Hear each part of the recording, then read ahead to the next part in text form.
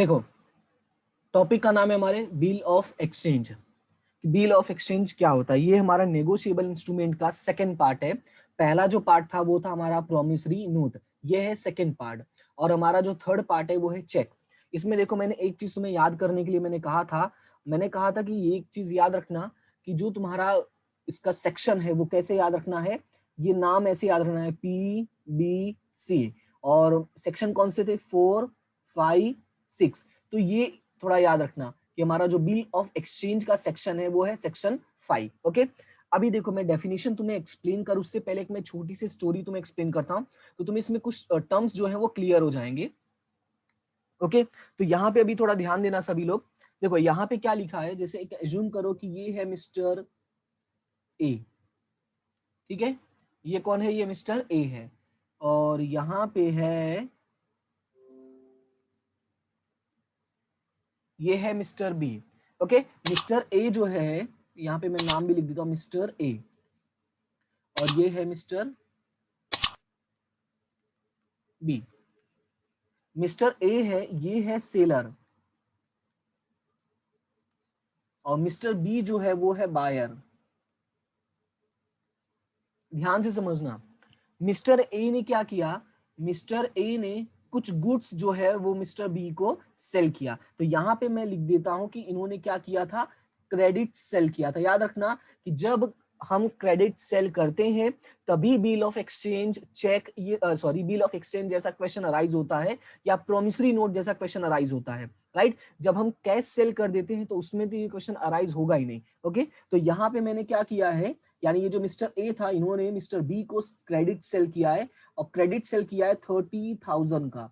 कितने रुपीस का किया है? ₹30,000 का। अब ध्यान से समझना, फिर उसके बाद मिस्टर बी ने बोला ठीक है मैं आपको पैसे दे दूंगा 1 महीने के बाद। लेकिन मिस्टर ए को भरोसा नहीं हुआ। मिस्टर ए ने बोला देख भाई, लास्ट टाइम भी ऐसा ही हुआ था, तो मैं एक काम करता हूँ, ठीक है, एक सिर्फ ट्रस्ट के लिए मैं तुम्हारे ऊपर एक बिल ड्रॉ करता हूँ। तो मिस्टर बी ने बोला ठीक है। तो यहाँ पे फिर उसके बाद क्या हुआ है कि मिस्टर ए ने, ध्यान से समझना, मिस्टर ए ने, किसने? मिस्टर ए ने एक बिल ड्रॉ किया। किस पे ड्रॉ किया है?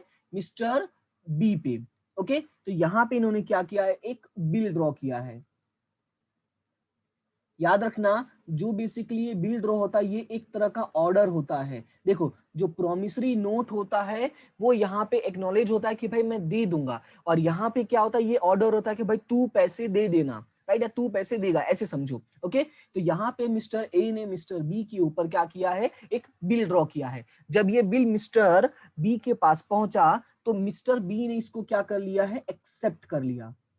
क्या कर लिया? बी ने एक्सेप्ट कर लिया। और जैसे ही इन्होंने एक्सेप्ट किया वैसे ही ये बन जाते हैं ड्रॉई। याद रखना, जैसे ही इन्होंने बिल एक्सेप्ट कर लिया वैसे ही क्या बन जाते हैं? ड्रॉई। और ये जो बिल है मिस्टर बी के लिए बन जाता है बिल्स पेबल। ये तो हम लोगों ने पढ़ा ही है। क्या बन जाता है? ये बिल्स पेबल। और यही जो बिल है वो मिस्टर ए के लिए हो जाता है बिल्स रिसीवेबल। क्या बन जाता है? Bills receivable. ठीक है, उसके बाद अब ध्यान से समझो। अब सिचुएशन इसमें क्या होता है कि कई बार ऐसा होता है कि जो पर्सन है, यानी ये जो मिस्टर ए है, इट मे बी पॉसिबल कि ये बिल किसी और को दे दे। तो एज्यूम करो यहाँ पे ये जो बिल है इन्होंने किसी और को दे दिया जिसका नाम है मिस्टर सी। ओके, इन्होंने क्या किया? ये जो बिल था इनके पास आया था, ये बिल रिसीवेबल, उन्होंने क्या किया? ये बिल मिस्टर सी को दे दिया। ठीक है, क्योंकि इनको कुछ पेमेंट करना था, तो उस पेमेंट की वजह से इन्होंने जो अपना बिल था वो मिस्टर सी को दे दिया। तो राइट नाउ जो मिस्टर सी है वो बन गए holder. Okay, right now mister C क्या बन गए? होल्डर बन गए। साथ ही साथ ये क्या बन गए हैं? पेई बन गए हैं, क्योंकि ये पैसे रिसीव करने वाले। याद रखना कि जो पैसे रिसीव करने वाला होता है वो होता है पेई। ओके, याद रखना कि जो पर्सन पैसे रिसीव करने वाला होता है वो होता है पेई। तो यहाँ पे मिस्टर सी पैसे रिसीव करने वाले, और जब तारीख आएगी, यानी जो भी डेट बात हुई होगी, वो तारीख को ये जाएंगे मिस्टर बी के पास। ठीक है, ये क्या करेंगे? मिस्टर बी के पास जाएंगे और इनसे बोलेंगे भाई मेरी जो पेमेंट है वो पे करो, यानी ये पेमेंट की डिमांड करेंगे। तो ये कुछ सिचुएशन होता है, इस तरह से पूरा जो हमारा सर्कुलेशन है होता रहेगा। अब इसमें एक चीज याद रखना है कि जो मिस्टर ए है, ठीक है, कौन? मिस्टर ए है, ये जो इन्होंने बिल ड्रॉ किया था, इस बिल को ड्रॉ करने की वजह से इनका एक और नाम है वो है ड्रॉवर, एक और नाम है वो क्या है, ड्रॉवर। ओके, तो ये है पूरा कंसेप्ट बिल रिसीवेबल का, I mean sorry bill of exchange का। तो इसमें किसी को कोई प्रॉब्लम है तो बोलो। देखो सिचुएशन क्या है, मैं फिर से एक्सप्लेन करता हूं कि एक होता है सेलर, याद रखना ये नंबर एक हो गया, ये एक सेलर है, और यहाँ पे एक है बायर, ये है नंबर टू। मिस्टर ए यानी जो सेलर है उसने कुछ गुड्स किसको सेल किया, मिस्टर बी को। देखो सिचुएशन कब अराइज होगा, जब यहाँ पे क्रेडिट सेल होगा। मिस्टर ए ने क्या किया, मिस्टर बी को कुछ सामान बेचा है, ये ध्यान से देखना कि ये रहा, इस वाले पर्सन ने इस वाले पर्सन को कुछ सामान बेचा है, ठीक है। तो मिस्टर ए जो है वो सेलर है और मिस्टर बी कौन है, यहाँ पे बायर हो गए, ठीक है। अगर किस ए ने बी को सेल किया तो मिस्टर ए क्या बन जाएगा, सेलर बन जाएगा, और मिस्टर बी क्या बन जाएगा, बायर बन जाएगा। और क्रेडिट सेल किया मतलब पैसे नहीं दिए हैं, तो जब क्रेडिट सेल किया तो उसी टाइम अराइज होता है क्या, बिल ड्रॉ वाले सिचुएशन का। तो इन्होंने क्या किया, बोला देख लास्ट टाइम भी ऐसे ही हुआ था, तुम पेमेंट करने में बहुत आनाकानी किए थे, तो इस बार मैं तुम्हारे ऊपर क्या करता हूँ, एक बिल ड्रॉ करता हूँ। तो मिस्टर ए ने क्या किया, याद रखना कि सेलर ड्रॉ करेगा, कौन ड्रॉ करेगा, सेलर। तो मिस्टर ए ने यानी ये जो सेलर है उसने क्या किया, एक बिल ड्रॉ किया। ध्यान से देखना इस बात को कि यहाँ पे इसने क्या किया, एक बिल ड्रॉ किया, एक तरह का ये ऑर्डर होता है, और किसके ऊपर ड्रॉ किया था, ये मिस्टर बी के ऊपर। तो जैसे ही मिस्टर बी के पास ये बिल पहुंचा और उसने बिल को एक्सेप्ट किया तो वो बन जाता है ड्रॉई। ओके, ये याद रखना, जैसे उसने बिल एक्सेप्ट किया वो क्या बन जाएगा, ड्रॉई बन जाएगा। उसके बाद देखो इतना सिचुएशन क्लियर है, मिस्टर ए कौन है, सेलर है, और मिस्टर ए ड्रॉवर भी है क्योंकि उसने बिल ड्रॉ किया है। मिस्टर बी बायर है, साथ में वो एक्सेप्टर है क्योंकि उसने एक्सेप्ट किया है, और साथ में वो ड्रॉई भी है। क्लियर है, ये एक कंसेप्ट है। उसके बाद क्या हुआ कि अगर मान लो कि मिस्टर ए को किसी और को भी पेमेंट देना था, क्योंकि ये भी तो किसी ने किसी से सामान खरीदा होगा, तो अब यहाँ पे मानो कि मिस्टर ए ने पेमेंट करने के लिए मिस्टर सी को, अब ध्यान से समझना कि मिस्टर ए ने पेमेंट करने के लिए मिस्टर सी को वो बिल दे दिया, यानी जो बिल इसके पास आया था, बिल एक्सेप्ट हुआ था मिस्टर बी से, वो इसने सी को ट्रांसफर कर दिया। तो यहाँ पे सी बन जाता है पेई। अब ये जाके मिस्टर बी से पैसे ले सकता है। ओके, तो क्लियर है अभी। देखो अब यहाँ पे थोड़ा डेफिनेशन दिया गया बिल ऑफ एक्सचेंज का। देखो यहाँ पे क्या लिखा है, अ बिल ऑफ एक्सचेंज, ध्यान से समझना, अ bill of exchange is an instrument, क्या है, बेसिकली एक इंस्ट्रूमेंट है इन राइटिंग, राइटिंग में, कंटेनिंग एन अनकंडीशनल ऑर्डर। याद रखना इसमें भी सेम सिचुएशन होता है कि अनकंडीशनल होना चाहिए, कोई कंडीशन नहीं होना चाहिए, प्लस ये एक ऑर्डर होता है, जो मैंने तुम्हें पहले ही बताया, ये क्या होता है, ऑर्डर होता है, साइन बाय द मेकर, यानी जो बनाने वाला है पहले वो साइन करेगा, directing a certain person to pay a certain सम। यहाँ पे देखो वो पर्सन डायरेक्ट कर रहा है, जैसे मिस्टर ए ने बी को डायरेक्ट किया, भाई तू पे कर देना, right, to pay a certain sum of money only to or to the order of a certain person. देखो किसी पर्सन के, और मतलब कि या तो उसको पे करना है या तो उसके ऑर्डर पे किसी पर्सन को, और to the bearer of the instrument, या तो जो इंस्ट्रूमेंट लेकर आएगा वो उसको पे करेगा। तो देखो bill of exchange plus promissory note दोनों का डेफिनेशन सेम है, सिर्फ डिफरेंस क्या है, डिफरेंस ये है कि ये एक अनकंडीशनल ऑर्डर है। तो याद रखना है कि bill of exchange is an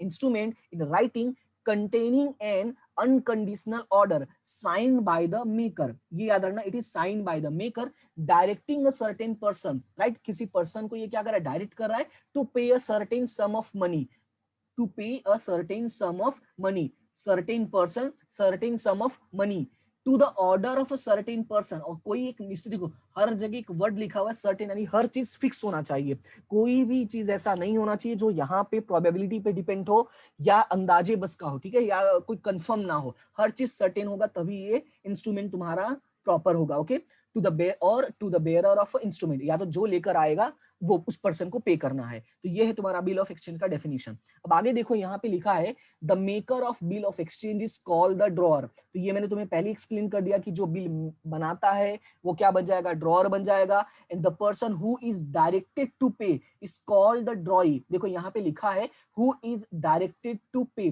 जैसे जो मैंने एग्जांपल दिया था उस वाले में किसको बोला गया था पे करने के लिए, मिस्टर बी को, तो वो क्या बन गया था, हमारा ड्रॉई बन गया था। उसके बाद आगे लिखा है the person who will receive the money is called the पेई, यानी जो पर्सन रिसीव करेगा वो क्या बन जाएगा, पेई बन जाएगा। तो अगर तुम लोगों ने ध्यान दिया होगा, कुछ नोटिस किया होगा, तो इसमें कहीं ना कहीं देखो तीन पर्सन हो जाएंगे, एक हो जाएगा तुम्हारा ड्रॉवर, एक हो जाएगा ड्रॉई और एक हो जाएगा पेई। तो एक चीज और याद रखना कि बिल ऑफ एक्सचेंज में टोटल 3 पार्टीज हो सकती है। देखो 2 भी हो सकती है, लेकिन यहाँ पे ये भी बोला है कि 3 भी हो सकती है। इट मे बी पॉसिबल कि यही पैसे रिसीव करे, इट मे बी पॉसिबल कोई और पर्सन भी रिसीव करे। ओके, सो ये याद रखना कि इसमें 3 पर्सन भी हो सकते हैं। उसके बाद आगे लिखा है द ड्रॉवर और द पेई who is in the position of bill is called the holder. देखो मैंने यहाँ पे एक्सप्लेन किया है, देखो मैं तुम्हें पहले ये दिखा देता हूँ। यहाँ पे देखो मैंने बोला कि राइट नाउ मिस्टर बी के पास, सॉरी राइट नाउ मिस्टर सी के पास ये जो बिल ऑफ एक्सचेंज था यानी बिल था वो मिस्टर सी के पास था, और इसीलिए मैंने उनको क्या नाम दिया था, होल्डर। यानी कि ये बिल जिसके पास होगा वो क्या बन जाएगा, तुम्हारा होल्डर बन जाएगा। तो ये याद रखना, द ड्रॉअर और द पेई who is in the position of bill is called the holder. Okay, now the next point, it is the holder's duty to present the bill to the drawee for his acceptance। तो याद रखना ये किसकी duty, holder की duty है कि acceptance के लिए वो ड्रॉई को बोले। And the drawee signifies his acceptance bye signing the bill. और जो ड्रॉई है वो क्या करता है, उसे एक्सेप्ट करने के लिए वहां पे क्या करता है, जो प्रॉपर वे में सिग्नेचर है वो सिग्नेचर करके देगा या अपना स्टैंप लगा के देगा। And the ड्रॉई after signing becomes the acceptor. और जैसे ही वो जो ड्रॉई होता है वो साइन कर देता है, वो क्या बन जाएगा, एक्सेप्टर बन जाएगा। राइट, तो ये जो यहाँ पे पॉइंट्स थे ये नॉर्मल तुम्हें टर्म्स एक्सप्लेन करने के लिए है। तो याद रखना ड्रॉवर, ड्रॉवी, पेई, होल्डर, राइट, फिर एक्सेप्टर, ये तुम्हें याद रखना है। अब उसके बाद आगे देखो, आगे लिखा है the maker of a bill of exchange और cheque is called the drawer. ये देखो सेम पॉइंट रिपीटेड है। Okay, the person thereby directed to pay is called the drawee. अब यहाँ पे देखो एक्सेप्टर। अब एक्सेप्टर का मतलब मैंने क्या बताया कि जो पर्सन एक्सेप्ट करता है, लेकिन यहाँ पे थोड़ा सा चीजें और डीपली है, तो इसको ध्यान से समझना। देखो इसमें क्या लिखा है, देखो इसमें ये लिखा है after the drawee of a bill has signed his assent upon the bill. एक मिनट मेरा पेन चेंज हो गया, हाँ, after the drawee of a bill has signed his assent upon the bill, or if there are more parts thereof than one, upon one of such parts, and has delivered the same or given notice of such a signing to the holder or to some person on his behalf, he is called the acceptor। Simple सा मतलब यही लिखा गया है कि after the ड्रॉई of a bill है sign, यानी कि उसने जब बिल साइन कर लिया है, हिज असेंट, उसने अपना असेंट दे दिया है, राइट, या कोई और भी इसमें है जिसने अपना साइन किया। इट मे बी पॉसिबल कि मोर देन वन पर्सन हो, तो जो भी एक्सेप्ट करने वाले लोग हैं वो सारे के सारे क्या बन जाएंगे, एक्सेप्टर बन जाएगा। यानी जिन लोगों ने भी अपना असेंट दिया होगा उस बिल को लेके, वो सारे के सारे क्या बन जाएंगे, एक्सेप्टर बन जाएंगे। ठीक है, अब उसके बाद नेक्स्ट टॉपिक है तुम्हारा एक्सेप्टर फॉर ऑनर। तो आगे जाने से पहले यहां तक किसी को कोई प्रॉब्लम है तो बोलो। देखो इसमें क्या लिखा है, acceptor for honour when a bill of exchange has been noted और प्रोटेस्टेड फॉर नॉन एक्सेप्टेंस। अब देखो यहाँ पे चीजें तुम्हें ध्यान से समझनी है। When a bill of exchange has been noted और प्रोटेस्टेड फॉर नॉन एक्सेप्टेंस। देखो हम लोगों ने 11th में भी पढ़ा था कि जब बिल ऑफ एक्सचेंज जो होता है, ठीक है, जो हमारा बिल होता है जब वो कैंसिल हो जाता है या एक्सेप्ट नहीं हो पाता या डिसऑनर हो जाता है, तो हमें नोटरी करवानी पड़ती है। राइट, तो उसी को जब हम नोटरी करवाते हैं तो वहां पे जो सर्टिफिकेट मिलता है उसको बोलते हैं प्रोटेस्टेड। ओके, तो याद रखना, when a bill of exchange has been noted और प्रोटेस्टेड फॉर नॉन एक्सेप्टेंस, याद रखना, फॉर नॉन एक्सेप्टेंस और for better security and in any person, and any person, ध्यान से समझना, and any person accepts it supra protest for honor of the drawer or any one of the endorser, such a person is called the acceptor for honor। और वहां पे कोई और person आके उसको एक्सेप्ट कर ले, राइट, क्या कर ले, उसको एक्सेप्ट कर ले for honour of the drawer और of any one of the endorser, या ड्रॉवर के लिए, ठीक है, जिसने ड्रॉ किया है उसके लिए एक्सेप्ट कर ले, या किसी अदर पर्सन है जिसने भी एंडोर्स किया उसके लिए एक्सेप्ट कर ले, देन सच पर्सन को हम क्या बोलते हैं, एक्सेप्टर फॉर ऑनर। इसका मैं तुम्हें एग्जांपल देता हूं फिर तुम्हें एकदम ही क्लियर हो जाएगा। देखो जैसे कि मैं एक सिंपल एग्जांपल देता हूं कि मान लो कि ये है मिस्टर ए, ठीक है, नहीं मिस्टर ए नहीं, ये इसको हम बना देते हैं मिसेस ए। ठीक है, ये मिसेस ए है और मिसेस ए जाती हैं एक होटल में, जो होटल है मिस्टर बी का।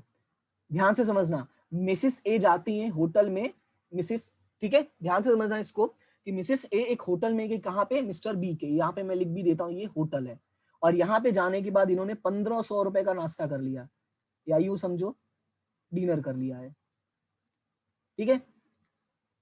उसके बाद हुआ क्या कि ये रेगुलर कस्टमर है, देखो होता क्या है जब रेगुलर कस्टमर होते हैं तो थोड़ा बहुत चल जाता है। तो यहाँ पे सिचुएशन क्या हुआ कि मिस्टर बी मिस्टर एक मिसेस ए को पहचानते हैं, तो यहाँ पे सिचुएशन ये हुआ कि इनके पास पैसे नहीं थे, किसके पास, इनके पास। तो इन्होंने क्या बोला, इन्होंने इनके ऊपर एक बिल लिखा, ध्यान से समझना, मिस्टर बी ने मिसेस ए के ऊपर एक क्या किया है, बिल ड्रॉ किया है, ठीक है, क्या किया है, एक बिल ड्रॉ किया है, और ये जो बिल है इन्होंने ट्रांसफर कर दिया किसी और पर्सन को। देखो ये मिसेस ए है और इनके साथ 2-3 लोग और आए थे, तो ऐसा मान लो कि मिसेस सी भी थी इनके साथ, ठीक है, इन्होंने क्या किया, मिसेस सी को दे दिया, ओके। अब सिचुएशन क्या हुआ कि बिल अभी भी एक्सेप्ट नहीं हुआ, देखो मैंने सिर्फ बोला है बिल ड्रॉ किया है, ठीक है, मैंने एक्सेप्शन मतलब एक्सेप्टेंस की बात नहीं की है, इस बात को ध्यान से समझना। मैंने सिर्फ इतना बोला कि मिस्टर बी ने मिसेस ए के ऊपर एक बिल ड्रॉ किया था और वो बिल उन्होंने मिसेस सी को थमा दिया है, क्योंकि यहाँ पे मिसेस सी भी साथ में थी, राइट। अब उसके बाद क्या हुआ है कि मिसेस सी के पास जैसे ये बिल गया है, अभी तक एक्सेप्ट नहीं हुआ है, तो इस वजह से मिस्टर बी को अच्छा नहीं लगा और इस बात से ये सोचे कि अब मैं कोर्ट जाऊंगा, क्योंकि देखो इनके पैसे तो अभी तक मिले नहीं है जो 1500 रुपए थे, तो ये कोर्ट जाने की बात करने लगे। तभी वहां से अचानक एक हीरो की एंट्री होती है, एक पर्सन की एंट्री होती है जो इन दोनों को जानता है, ये समझ लो है जय, ठीक है, ये कौन है, मिस्टर जय, ओके। ये पर्सन एंटर करते हैं और ये इन दोनों को जानते हैं, किसको जानते हैं, मिसेस सी को भी जानते हैं और मिसेस ए को भी जानते हैं। ये सारी बातें कन्वर्सेशन सुनते हैं तो बोलते हैं ठीक है कोई प्रॉब्लम नहीं है, मैं ये बिल एक्सेप्ट कर लेता हूं। तो इन दोनों के बदले, ध्यान से समझना, मिसेस ए के बदले और मिसेस सी के बदले मिस्टर जय ने ये जो बिल ड्रॉ किया था, इस बिल को ये एक्सेप्ट कर लेते हैं, क्या कर लेते हैं, ये एक्सेप्ट कर लेते हैं। तो इसी को बोलते हैं एक्सेप्ट फॉर ऑनर, क्या बोलते हैं, इसी को बोलते हैं एक्सेप्ट फॉर ऑनर, या सिंपल लैंग्वेज में मैं बोलूं तो इन्होंने इन दोनों को बचाने के लिए काम किया, ठीक है। अगर तुम किसी को बचाने के लिए एक्सेप्ट कर रहे हो बिल, तो वो क्या बन जाएगा, एक्सेप्ट फॉर ऑनर, ओके। तो अभी मुझे बताओ क्लियर हुआ सभी को।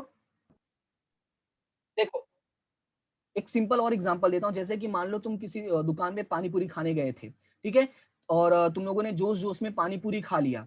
अब प्रॉब्लम क्या हुआ कि जब तुम लोग पानी पूरी खाने बैठे तो तुम लोगों ने ध्यान दिया नहीं और तुम लोग खाते गए, और सडनली तुम्हारे दिमाग में था कि हम सिर्फ 20 रुपए का नाश्ता करेंगे, और तुम लोगों ने बातों बातों में 40 रुपए का पानी पूरी खा लिया।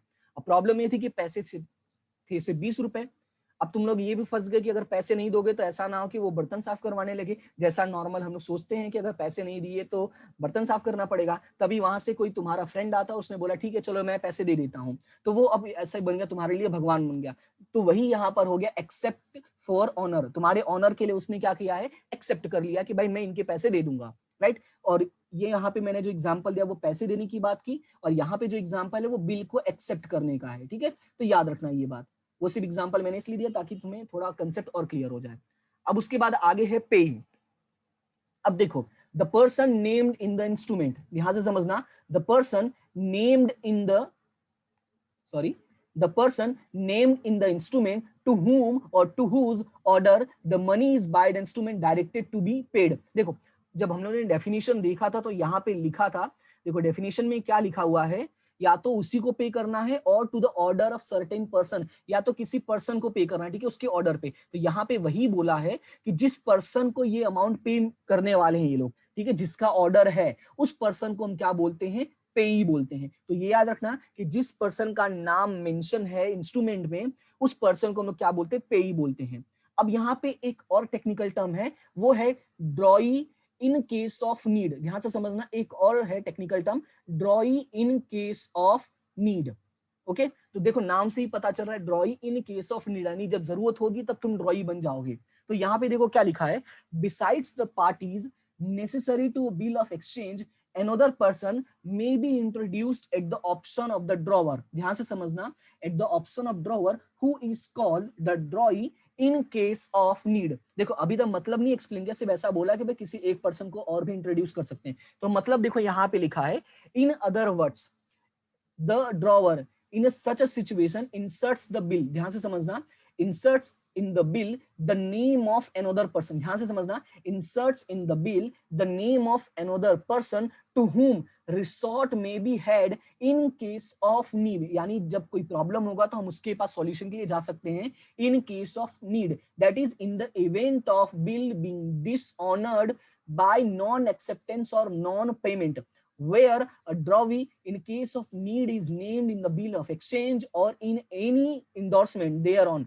The bill of exchange is not dishonored. ध्यान से समझना इस बात को, मैं इस लाइन को वापस रिपीट करता हूं कि अगर जब किसी भी एक्स्ट्रा पर्सन का नाम लिखा होगा, यानी drawee in case of need, ऐसा कोई पर्सन इंक्लूडेड होगा, तब क्या होगा, where a drawee in case of need is named in the bill of exchange और इन एनी इंडोर्समेंट, या तो किसी इंडोर्समेंट में, जरूरी नहीं है कि जब बिल ड्रॉ कर रहा था तभी लिखा हो, इंडोर्समेंट के टाइम पे भी लिख सकते हैं, the bill of exchange is not dishonoured, तो जो बिल है वो डिसऑनर्ड नहीं होगा, कब तक नहीं होगा, until it has been dishonoured by such a drawee, तो जब तक ऐसा ड्रॉई, कौन कौन वाला ड्रॉई, जब तक ये जो पर्सन है इन केस ऑफ नीड वाला, जब तक ये ना बोल दे तब तक वो बिल जो है वो तुम्हारा कैंसल नहीं होगा, यानी डिसऑनर्ड नहीं होगा। तो इसका भी मैं एक एग्जांपल देता हूं, ठीक है। तो जो इसमें चीजें हैं, कंसेप्ट है, देखो पहले मैंने क्या किया, तुम लोग को डेफिनेशन यहाँ पे जो लिखा हुआ वो मैंने समझा दिया, तो उम्मीद करता हूँ थोड़ा बहुत डेफिनेशन समझ में आ गया होगा, लेकिन 100% करने के लिए मैं तुम्हें एक एग्जांपल यहाँ पे समझाता हूँ।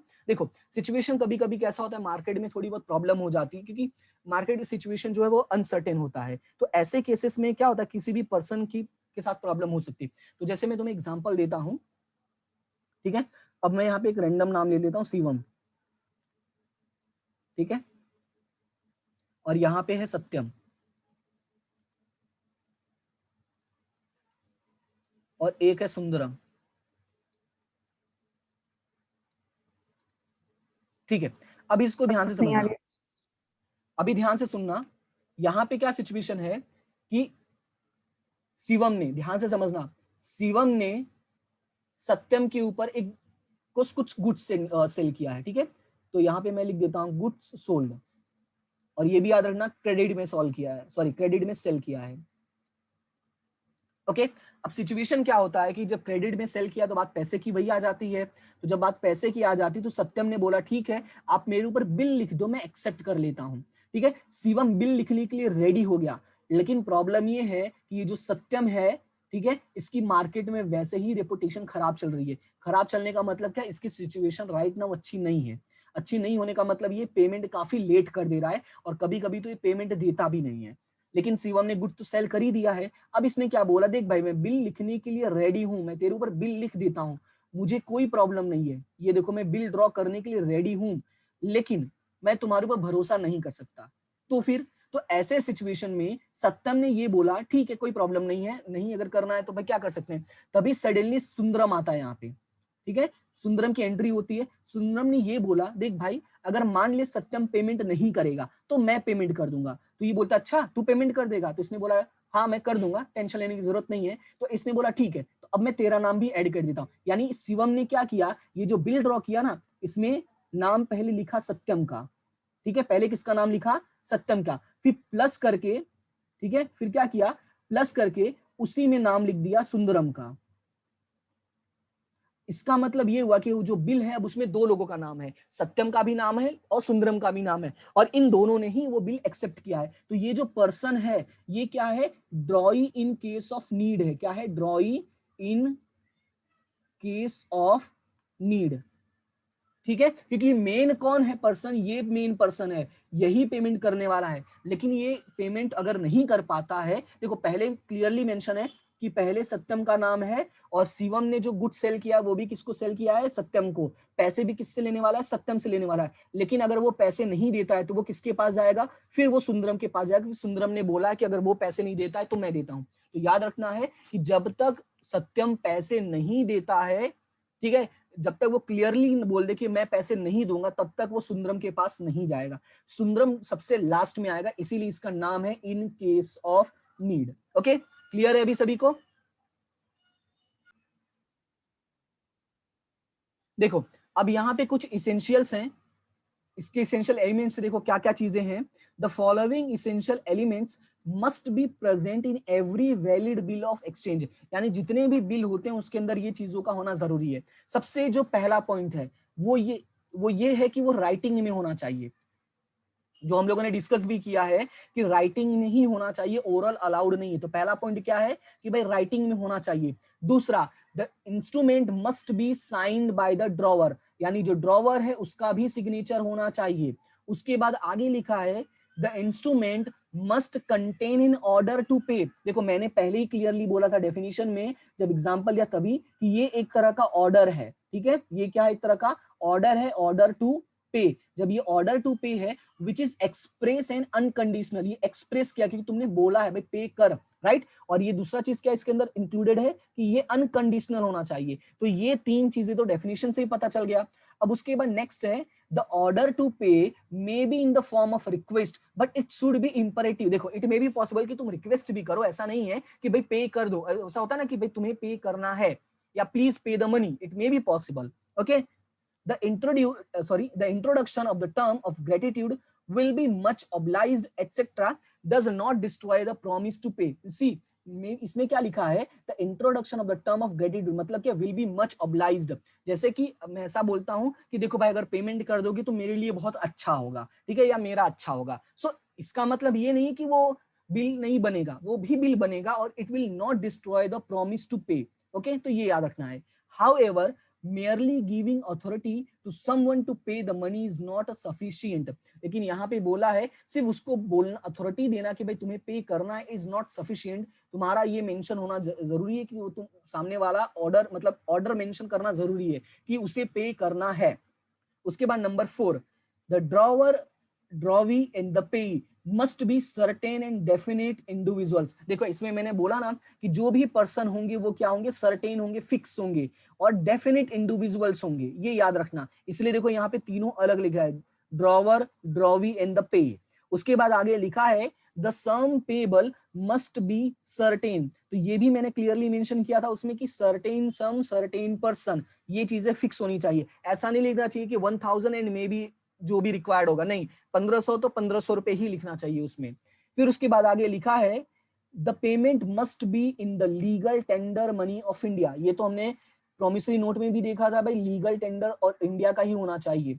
The instrument must contain an order to pay money and money only, याद रखना, मनी एंड मनी ओनली, सिर्फ पैसा और सिर्फ पैसा, ठीक है, और किसी भी चीज में नहीं। आगे लिखा है the money must be payable to a definite person और अकॉर्डिंग टू हिज ऑर्डर। तो ये तो डेफिनेशन के अकॉर्डिंग आ गया कि भाई किसी डेफिनेट पर्सन को पे करना है, ठीक है, जैसे उसने बोला मिस्टर ए को पे करना है, मिस्टर ए ने लिखा तो मिस्टर ए को पे करना है, और अकॉर्डिंग टू हिज ऑर्डर, या तो जैसा उसने बोला होगा, जिस पर्सन का नाम मेंशन किया होगा या जिस पर्सन को बोला होगा उसको देना पड़ेगा। And A bill of exchange must be properly stamped. अब यहाँ पे देखो लिखा हुआ प्रॉपरली स्टैम्प्ड, तो जैसा मैंने बोला था कि रेवेन्यू स्टैम्प लगवाना पड़ता है, क्या लगवाना पड़ता है, रेवेन्यू स्टैम्प लगवाना पड़ता है। सिचुएशन कैसा है यहाँ पे कि जैसा अमाउंट होता है उसके अकॉर्डिंग यहाँ पे स्टैंप लगता है, ऐसा जरूरी नहीं है। जैसे तुम लोगों ने अगर कोई डॉक्यूमेंट देखा होगा तो जैसे मान लो अगर 50 लाख का घर हम परचेस करते हैं तो कभी कभार उसमें 100 रुपए का डॉक्यूमेंट करवाना पड़ता है, जैसा डिपेंड करता है, ये रूल्स के अकॉर्डिंग होता है, ठीक है, जैसा रूल होगा उसके अकॉर्डिंग तुम्हें स्टैंप करवाना पड़ेगा। ओके, तो बस इतना याद रखो कि भाई वो स्टैंप होना जरूरी है। उसके बाद आगे लिखा है the bill may be made payable on demand और after a definite period of time. देखो इसमें क्या लिखा है, the bill may be payable on demand, यानी जब वो डिमांड करेगा तब, और after a definite period of time, अगर उसके अंदर टाइम मेंशन है कि भाई 30 तारीख को देना है तो 30 तारीख तक पेमेंट कर देगा, तो वही लिखा है the after a definite period of time. फिर आगे लिखा है a bill as originally drawn can not be payable to a bearer on demand. याद रखना है, it can not be made payable to bearer on demand. Bearer का मतलब क्या होता है, सिर्फ ट्रांसफर कर देना, ठीक है, ऐसा नहीं होना चाहिए। तो इसमें क्या होगा, ऑर्डर होना जरूरी है। इसी वजह से क्लियरली बोला कि भाई इसमें ऑर्डर होना जरूरी है, ऐसा नहीं कि जिसके पास उसको उसका नाम होना उसमें जरूरी है। फिर आगे लिखा है, और इसीलिए ये बात भी ऐड कर दिया है, no one except the reserve bank and the government of India can draw a bill payable on demand to the bearer of the bill. याद रखना कि जो बेरर बिल होता है वो सिर्फ और सिर्फ आरबीआई यानी रिजर्व बैंक एंड हमारा government of India that is GOI, सिर्फ इन दोनों के अलावा कोई पे नहीं कर सकता, आई मीन कोई ड्रॉ नहीं कर सकता। एंड नेक्स्ट है the bill of exchange can be written in a sets. यहाँ पे सेट्स का मतलब क्या है कि कई सारे कॉपी भी लिख सकते हो, ठीक है। जैसे वो पेज भर गया, मान लो मिस्टर ए ने मिस्टर बी को दिया, मिस्टर बी ने सी को दिया, सी ने डी को दिया, अब वो पेज भर गया, तो इट मे बी पॉसिबल कि तुम उसका कॉपी बना दो, ठीक है। नंबर ऑफ कॉपीज से मतलब है, यानी कि यहाँ पे जो पॉइंट लिखा है the bill of exchange can be written in sets, it means कि तुम चाहो तो उसके कई सारे कॉपी बना सकते हो, ठीक है। फिर आगे लिखा है in case any of the requirement mentioned above is not fulfilled, the document is not a bill of exchange। तो याद रखना, अगर ऊपर का कोई भी पॉइंट मेंशन नहीं है तो वो तुम्हारा जो है वो बिल ऑफ एक्सचेंज नहीं होगा, तो ये तुम्हें याद रखना है, ठीक है। अब इसका एक यहाँ पे स्पेसिमेन है, तो स्पेसिमेन में देखो क्या लिखा है, जैसे देखो यहाँ पे लिखा हुआ है ₹1000, ओके। फिर लिखा है 6 month after date payment, after day pay Jayant Modi or order the sum of 1000 rupees for value received. तो यहाँ पे लिखा है 6 month आफ्टर, देखो 6 महीने के बाद पेमेंट करना है, ठीक है, Jayant Modi, or order the sum of 1000 rupees for value receive, जो वैल्यू रिसीव किया है उसके लिए। और यहाँ पे जिसने बनाया है जयराम जोशी, उसने देखो लिखा हुआ है टू मिहिर सेन, इसने देखो पेमेंट करने के लिए किसको बोला है, जयंत मोदी को। ध्यान से समझना, इसने पे करने के लिए किसी और को बोला है, लिखा किसी और ने है। देखो ये है तुम्हारा पेई, ये है तुम्हारा ड्रॉवर, ठीक है, और ये है तुम्हारा सॉरी ड्रॉवर, और ये है तुम्हारा ड्रॉई। तो इस तरह से तुम्हारा जो होता है बिल ऑफ एक्सचेंज का तुम्हारा यहाँ पे एग्जांपल है, ठीक है, स्पेसिमेन है, ओके। तो अगर अब किसी कोई प्रॉब्लम है तो बोलो, ये कंप्लीट हो गया टॉपिक, ओके।